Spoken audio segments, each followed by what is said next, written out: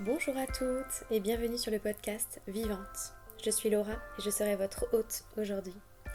Pour ceux et celles qui ne me connaissent pas encore, je suis coach intuitive et énergéticienne. Je guide les femmes à oser se choisir et à révéler qui elles sont. C'est un réel plaisir pour moi que de venir partager avec vous mes expériences de vie initiatiques, mon cheminement, mes avancées, afin de venir peut-être réveiller quelque chose en vous et vous permettre de réaliser que votre bonheur est entre vos mains et que vous êtes infiniment capable et infiniment puissante. Parce que tu mérites de vivre une vie alignée où chaque choix résonne avec qui tu es profondément.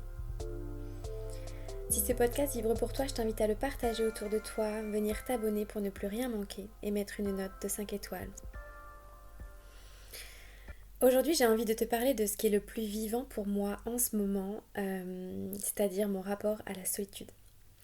Je me suis séparée récemment et du coup mes enfants sont partis en vacances avec leur père et je crois que pour la première fois de toute ma vie, je me retrouve seule.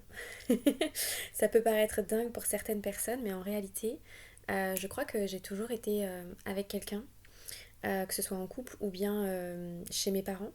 Et j'ai très peu vécu seule. J'ai dû passer quelques temps seule dans un appartement dans le sud de Nantes il y a quelques années de ça, mais j'étais déjà en couple ou en tout cas dans une relation à ce moment-là. Et du coup, j'ai pas vécu réellement de moments seule où j'avais de compte à rendre à personne, où personne ne s'inquiétait de ce que je faisais ou d'où j'étais, etc. Et là, je suis à mon jour, je crois que c'est mon 10e jour, et comme j'aime bien l'appeler avec une amie, c'est mon 10e jour d'empuissancement, parce que c'est le jour 10 où je suis seule.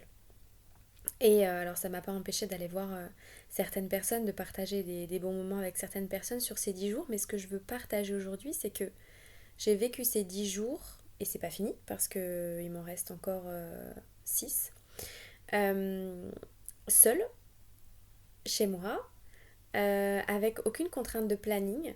Étant entrepreneur, je gère mon planning comme je le souhaite et ça c'est une réelle chance. Donc. Et du coup avec ouais, aucune contrainte horaire, aucune contrainte de planning, aucune contrainte extérieure en lien avec les enfants, aucune contrainte, comme je disais, ouais, de compte à rendre en fait. Et au départ, quand on n'a jamais vécu ça, mais c'est d'un tel inconfort, c'est d'un tel vide et j'ai envie de dire aussi d'une telle tristesse. Et en réalité, ça vient me questionner sur mon rapport à moi-même, sur mon rapport à la vie, à mes relations aux autres, à la relation que je peux entretenir avec moi-même. Et en fait, je viens partager ça aujourd'hui parce que je pense qu'il est d'utilité publique de se rendre compte que être seul et oser être seul, c'est aussi oser s'aimer, oser apprendre à se connaître en profondeur, oser s'autoriser le vide, oser en fait juste être soi, sans dépendance extérieure, sans attente d'approbation extérieure, mais de juste faire ce qui est vibrant, ce qui est vivant pour soi. Et on est sur le podcast Vivante, donc ça faisait du sens pour moi que de venir partager ça avec toi aujourd'hui, parce qu'en réalité, je pense que les premiers moments, j'ai essayé, c'est même pas j'ai essayé, c'est j'ai comblé ce vide, j'ai comblé avec de la musique, constamment. C'est-à-dire que je me réveillais le matin, je mettais de la musique, je me préparais, je mettais de la musique, je travaillais en musique, je mangeais le soir en musique ou devant la télé, devant un film ou une série. Et le soir, j'étais dans mon lit, je m'endormais avec de la musique. Parce que pas l'habitude du silence, pas l'habitude du vide, pas l'habitude d'être seule. En sachant que je suis dans une maison là, du coup, familiale assez grande en pleine campagne. Et j'avoue que être une femme seule et se retrouver comme ça au milieu de la campagne, au départ, c'est pas très confortable. Il y a des insécurités qui sont venues se réveiller, qui sont venues envers moi. D'autant plus que voilà, j'ai perdu ma chienne au mois de mai et c'était une vraie gardienne de ce lieu. Et donc c'était un vide en double, je dirais, par rapport à ça. Et pour revenir à cette sensation de remplir tout le temps, je me suis observée, voilà, avoir des émotions aussi plus ou moins fortes à des moments, et en fait à vouloir tout de suite en discuter avec quelqu'un, ne pas réussir à gérer en fait le flot euh, d'émotions qui pouvaient arriver et en fait être dans la dépendance que quelqu'un vienne à ma rescousse quoi en réalité. Alors que voilà, cette séparation, cette solitude, elle vient de ma part, c'est mon choix, mais ça veut pas dire que c'est forcément plus facile, plus fluide et que ça vient pas réveiller des inconforts, réveiller des incertitudes, des peurs en soi. Et c'est totalement le cas pour moi et c'est tout à fait ok aujourd'hui à ce jour 10 d'empuissancement et c'est pour ça que je viens en parler aussi, aussi fraîchement parce que je trouve ça intéressant de pouvoir venir partager ça. Et en réalité, venir remplir en fait ce vide, j'aime bien cette image-là qui a été donnée par quelqu'un sur les réseaux sociaux il n'y a pas longtemps, de bah voilà, j'avais mon verre à moitié vide et en fait habituellement bah, je le remplissais par une relation ou en étant dans une relation. Donc c'est-à-dire qu'on vient redonner le pouvoir de notre besoin dans les mains de la personne avec qui on est en relation.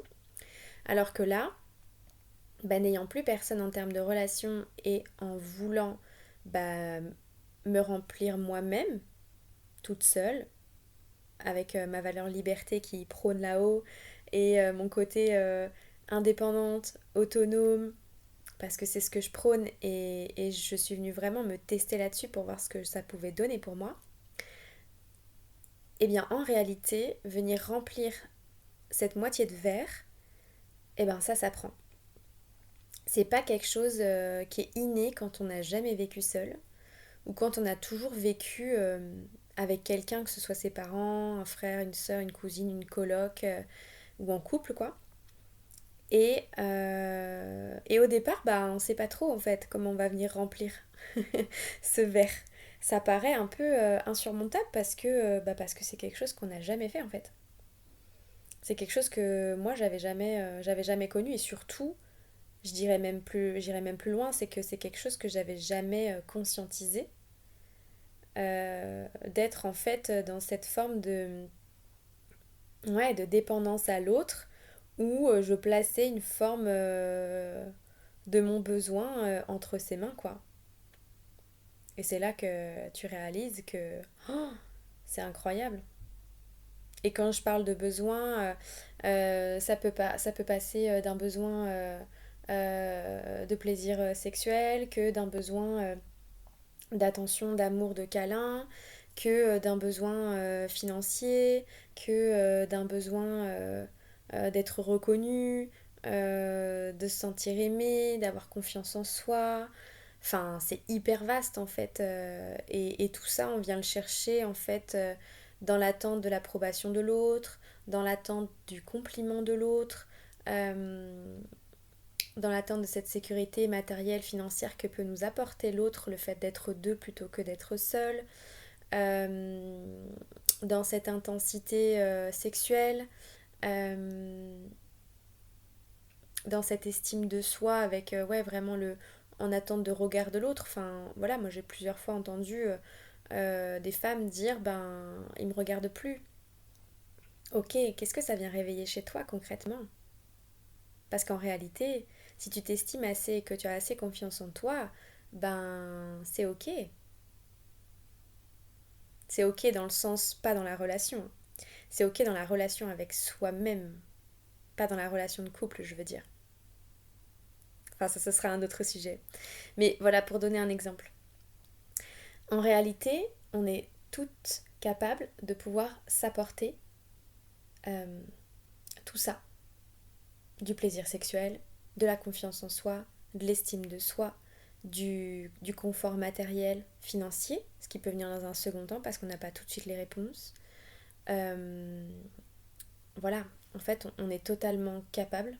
Et ça, c'est vraiment quelque chose que je veux nommer que je veux dire haut et fort aujourd'hui, c'est qu'on est totalement capable de vivre seule, sans être au crochet de quelqu'un d'autre, en étant heureuse. Parce qu'en réalité, être heureuse, pour moi, ça vient du fait de se choisir. Se choisir, c'est s'autoriser à s'apporter de l'amour, que de venir écouter son feu intérieur, son intuition, et ce qui te permet de te sentir tout simplement vivante. Parce que quand tu fais les choses de façon alignée, avec de la joie, tu te sens vivante. Et si tu m'écoutes aujourd'hui et que tu es en couple, je te dis pas de tout plaquer, etc. Attention, hein. Je te dis juste de venir prendre du coup en conscience quel besoin aujourd'hui tu peux mettre entre les mains de ton conjoint ou ta conjointe que tu pourrais toi-même venir combler pour toi. Et en réalité, ça va vraiment venir t'apporter de la sécurité intérieure, de l'estime de toi, de la confiance en toi, que de venir reprendre le pouvoir là-dessus et de remettre dans ta sphère d'influence la réponse à ces besoins-là. Et que du coup ta relation, et ça je remercie mon amie Alexia, que ta relation soit la cerise sur le gâteau, mais qu'elle ne soit pas le gâteau. Le gâteau c'est toi et tes besoins. Et je trouve ça vraiment incroyable d'avoir cette vision-là du coup de la vie. Et pour mon cas, moi là qui expérimente la solitude, pour revenir au sujet de l'épisode, eh bien en fait, j'ai la sensation que ça m'amène à beaucoup plus déjà de légèreté, de fluidité, d'harmonie et des émotions qui sont totalement fluides finalement. Je les accueille, il y a des émotions qui passent, elles passent comme des nuages, ok, il n'y a pas d'émotions exacerbées au final. C'est très très fluide, c'est très très simple parce que je ne suis pas dans la dépendance, donc je ne suis pas dans la frustration parce que j'attends quelque chose de l'autre. Et donc qui dit pas de frustration dit pas de colère. Et donc pas de colère, pas de brisage de cœur, pas de tristesse. Et en réalité, ben c'est vraiment intéressant que de venir expérimenter là cette solitude pour réaliser qui on est quand on est seul avec soi-même. Je parlais tout à l'heure de venir remplir ce verre. Au début, je me suis dit, bon, ok, je vais mettre dans le travail, d'accord. Mais à part ça, Laura, qu'est-ce que tu fais d'autre en fait? Parce que se mettre dans le travail, c'est bien, mais il ne faut pas non plus venir combler quelque chose voilà, de façon entêtée, en mode bélier, on y va, on fonce et tout. Ok, tu te mets dans le travail, tu t'autorises de prendre ce temps-là que d'habitude tu n'as pas avec l'organisation, les enfants, etc. Ok. Quoi d'autre en fait? Remets-toi au centre. De quoi là t'as besoin? Qu'est-ce qui te permet de te sentir bien? De quoi t'as besoin? Ok. Moi j'ai un tempérament feu, j'ai besoin d'intensité. Ok. Comment je vais venir chercher l'intensité là dans ma vie, du coup maintenant toute seule? Ben je me suis remise au sport parce que j'avais besoin de venir chercher cette intensité avec le cardio, de venir dépasser mes limites, et de venir vraiment voilà, rechercher cette intensité-là par le sport. Il y a vraiment aussi cette intensité au niveau de la liberté, quoi.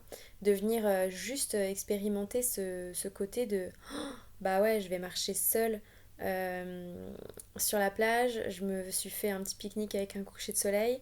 Bah ça, c'est une forme d'intensité aussi pour moi parce que c'est une intensité reliée à la liberté que de venir vivre le moment présent avec intensité et de ne pas devoir me poser la question si je dois rendre quelque chose à quelqu'un ou pas, juste être au centre et juste kiffer quoi. Et ça m'amène aussi de l'intensité. J'ai ramené aussi beaucoup la danse dans ma vie et ça c'est pareil, ça me reconnecte à cette intensité-là. Euh, Avec quoi d'autre j'ai rempli ce verre? Je dirais avec le journaling beaucoup, où je m'autorise beaucoup à avoir voilà, de la gratitude pour ce que je vis actuellement, pour les relations qui m'entourent, amicales, familiales, les rencontres aussi que j'ai faites ces derniers temps, et, et venir vraiment noter voilà, tous mes ressentis, tous les passages, tout ce qui peut se passer pour moi profondément. En ce moment, tout ce que je suis en train de transcender suite à ce changement de vie, cette décision qui est de me choisir en réalité. Et puis j'ai aussi cherché à ne pas remplir. Et ça, c'est vraiment quelque chose que je voudrais vraiment... sur laquelle je voudrais vraiment insister aussi. Parce qu'en fait, on a tendance à vouloir être toujours dans le faire, ok, j'ai du temps, donc je vais faire ci, je vais faire ça, je vais faire ci, je vais faire ça. Et du coup, à faire défiler les journées sans la prise de conscience qui est la nôtre, en fait, en termes de timing et de toujours courir après le temps. Et en réalité, j'ai aussi passé des moments à rien faire. À juste venir accueillir ce qui était là pour moi, à juste venir être. Et quand on est juste dans le être, on vient nourrir du coup notre côté gauche, notre côté yin, notre côté féminin, ce côté intuitif, ce côté doux de notre être, de cette part de nous en fait qui juste demande à ressentir, juste demande à vibrer. Et, et c'est là, et c'est dans ces moments-là que j'ai pu me sentir aussi extrêmement vivante. Et absolument pas seule. Parce qu'en réalité, ça m'a permis une autre ouverture à mon monde intérieur. Une autre ouverture à la Laura en fait en profondeur. Et je trouve ça assez incroyable que de se dire que ok, alors bien sûr tout ça c'est un chemin et on apprend toute notre vie à se connaître, etc. Mais j'en ai appris plus sur moi juste en étant que en faisant. Et donc sur moi, mes besoins, mes aspirations, mon intuition, parce que forcément j'ai laissé de l'espace, donc il y a des choses qui me sont venues au niveau de l'intuition et ce repos en fait intérieur, ce calme qui est là, qui demande juste en fait à être vécu, à être exploré. Et là, au bout de ces 10 jours, je réalise que je ne cherche plus à remplir. Je suis allée courir ce matin, j'ai pas mis de musique. Je me suis couchée hier soir, ça fait plusieurs nuits où j'ai pas de musique. Je cherche pas forcément à remplir ce vide. Alors ça veut pas dire que parfois mon mental ne reprend pas le dessus et ne vient pas avoir une pensée de j'aurais bien aimé avoir un message de ou autre. Mais j'accueille juste ce qu'elle a et je fais confiance en la vie qui vient en fait circuler à travers moi parce que je la laisse faire, que je suis sur le bon chemin et que en expérimentant ça, ces 15 jours d'empuissancement comme j'aime les appeler, ces 15 jours seule avec moi-même, je vais en ressortir encore grandie, encore plus vivante, encore plus connectée avec qui je suis. Et ça me tient tellement à cœur de venir vous partager ça aujourd'hui pour que ça puisse venir faire germer une graine dans votre esprit que vous pouvez être heureuse juste avec vous-même, sans être dépendante d'une tierce personne ou d'une tierce situation. Et oser se choisir, oser incarner vraiment profondément qui on est et venir se révéler à l'intérieur, ça demande effectivement parfois, en fonction des situations, parce que tout le monde n'est pas dans les mêmes situations, des décisions courageuses, mais qui permettent une telle libération derrière que ça fait sens de venir incarner ça. Donc, pour terminer cet épisode de podcast, j'ai envie de te challenger un petit peu sur ta relation à toi-même et venir peut-être te proposer de passer un temps seul avec toi-même, peut-être une soirée en extérieur, peut-être aller boire un café dans un bar seul, peut-être aller te promener seul en nature, peut-être aller au cinéma seul, ou peut-être même aller encore plus loin, aller au restaurant seul, je ne sais pas. Et voir ce que ça vient travailler, ce que ça vient impacter chez toi. Peut-être prends ton plus beau carnet quand tu vas décider de passer ce moment-là seul avec toi-même. Et viens observer ce que ça vient ramener chez toi parce que je te sais immensément capable et je te sais immensément puissante pour pouvoir transcender ça et commencer à apprécier ta propre compagnie. Parce qu'en fait, on parle réellement de ça. C'est venir apprécier sa propre compagnie, donc s'autoriser de l'amour, donc s'estimer aussi à sa juste valeur. Et je t'invite du coup à venir me partager, soit en commentaire sous cet épisode, soit en message privé sur Instagram, ce que ce moment seul que tu t'es offert, ça t'aura fait vivre, ce que tu auras pu ressentir. Ouais, vraiment, viens me partager parce que j'adore échanger avec vous, avec toi, sur ce que ça peut te faire traverser et je serais ravie aussi de te partager mon expérience là-dessus parce qu'en réalité, un des premiers moments que je me suis offert seule, j'ai respiré, j'ai eu la sensation d'ouvrir mon cœur tellement, tellement grand, ma poitrine mais tellement grande que waouh, c'était comme un nouveau souffle en fait que de venir s'autoriser ça. Et ça veut pas dire qu'au départ on n'a pas la peur du regard des autres, on n'a pas une appréhension, etc. Mais il faut passer le cap une première fois pour venir vraiment sentir et ressentir ce que ça peut venir créer chez toi. Et ça veut pas dire que la première fois va forcément être confortable pour toi, mais c'est comme un muscle en fait. La solitude, ça vient aussi s'appréhender, s'apprivoiser, s'entraîner.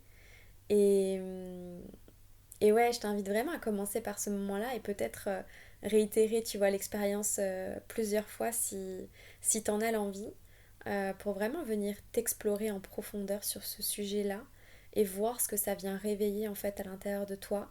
Si ça vibre fort, si c'est inconfortable, qu'est-ce que ça vient dire en fait sur toi, sur ta confiance, ton estime, sur tes peurs, tes croyances aussi limitantes peut-être. Et je trouve ça hyper intéressant. Donc n'hésite pas à venir partager ça avec moi, soit en commentaire ici, soit en message privé sur Instagram. Je serais ravie, ravie, ravie de te lire. Et un grand merci pour cette écoute, un grand merci pour votre présence sur ce podcast. Voilà, j'ai hâte, j'ai beaucoup de choses à vous partager ces prochains temps, donc restez connectés. Il y a pas mal de choses qui sont en préparation de mon côté. En tout cas, merci pour cette écoute et je te souhaite une super journée.